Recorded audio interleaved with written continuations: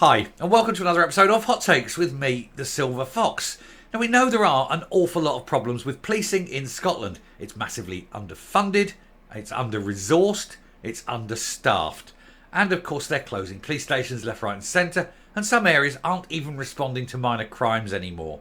And the problem's going to get worse. And it's driving a lot of police who are currently in the job to get very, very stressed. And they're looking to leave the police and go and do something else instead. And that's kind of understandable. However, there is one particular occupation that seems to be proving very, very popular for what are, or will be, ex-policemen. And that is train driving. They all want to be the drivers of trains. It seems very odd, although I suppose at least you're still working in a station. It's just a different one, isn't it? And of course it means that the Police Scotland are going off the rails as they hit the buffers. I'll stop now. But yeah, we have this issue here with these police going off and doing the trains. What seems so good about driving a train if you're a policeman? Who knows? But we're about to find out. Here goes. Toot toot.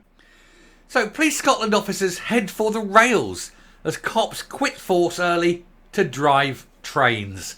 There is a growing trend of police officers retiring early from the force and going on to become train drivers. Well, they're highly trained people, aren't they? No, I said I'd stop and I will. A great number of Police Scotland officers are quitting the force to become train drivers. They have become disillusioned with life on the beat. On the beat? When's the last time you actually saw a policeman on the beat? They'll drive around in their cars eating donuts and getting fat. That's when they can even be bothered to get their asses out of the station, isn't it? Anyway, they're citing low wages, increasing work pressures, and a lack of job satisfaction. It's not an easy job, it must be said. The only thing going for you do get a warrant card, so if people annoy you, you can always flash it up and get your own way. But anyway, many are now being lured by the pay and perks offered by rail companies such as ScotRail, including free and reduced rate travel and final salary pension scheme. They still got a final salary pension scheme. Good Lord, how do they manage that? Anyway, at ScotRail, training can last up to 24 months. And during this period, employees earn £31,398, rising to £43,000 on completion. I should have been a bloody train driver. And then £55,000 after 3 years. I should have been a train driver. My God. Anyway, that compares favourably to the pay of police constables and sergeants. But the maximum a PC can earn is around £48,200, but only after 11 years of service. A sergeant can earn £53,000, but only after 4 years at that rank. So, I mean, you can be looking at earning £53,000 after 15 years of work. Be a train driver, you're doing it after 5. And you don't have the stress.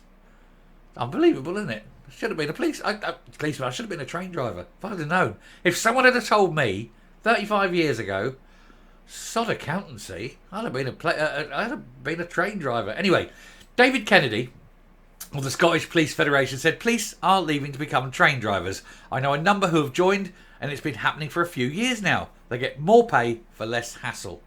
Yeah, and I can see that. I mean, that is just stunning.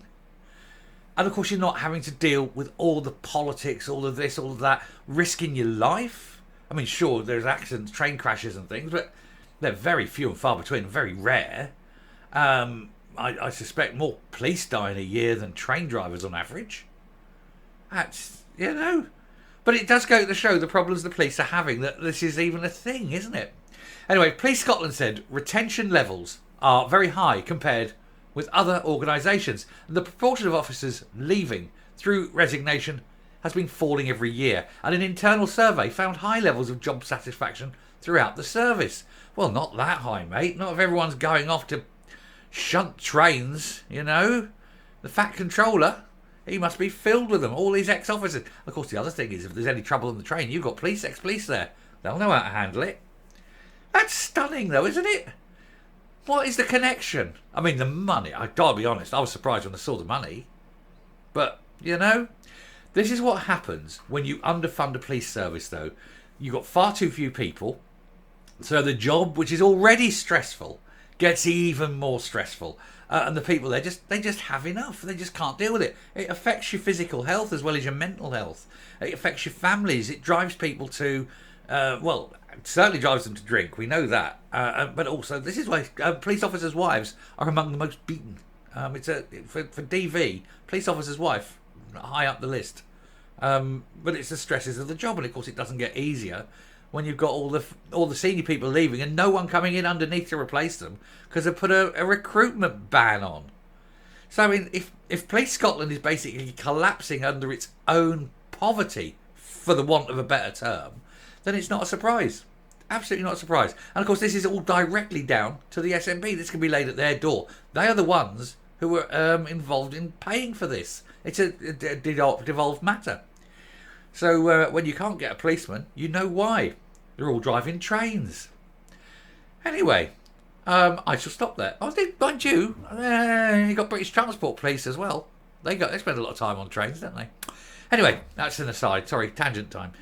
I shall stop there. I shall come up. We shall just sit and scratch our heads in wonder that this is even a thing. I'm just astounded by those numbers, though. Anyway, coming up. Now, of course, ever since more or less the SNP formed their first government, the police have been successively every year reduced budgets. Now, the SNP always say, oh no, look, we put more money in. But they haven't been putting it in at the rate needed, to hit like inflation target. And so if you're giving them more money, but it's not the required rate for inflation, then it is a real term cut. And this has been going on for years, and especially the last couple of years, where you've had massively high inflation, 10, even 11%, and that money hasn't been there. So it's no wonder resources are dwindling, no wonder morale is low. And when you've got a massive shortfall in numbers as well, there's no respite, there's no easing, there's police that can't take holidays because there's no one there to cover them. This isn't going to get better. So it's no wonder the police are leaving. I can't blame them for going. It was Flaubert in Madame Bovary who said every oligarchy gets the police force it deserves. Well, this is an example of this oligarchy getting a police force it deserves. No police force whatsoever because they're all leaving.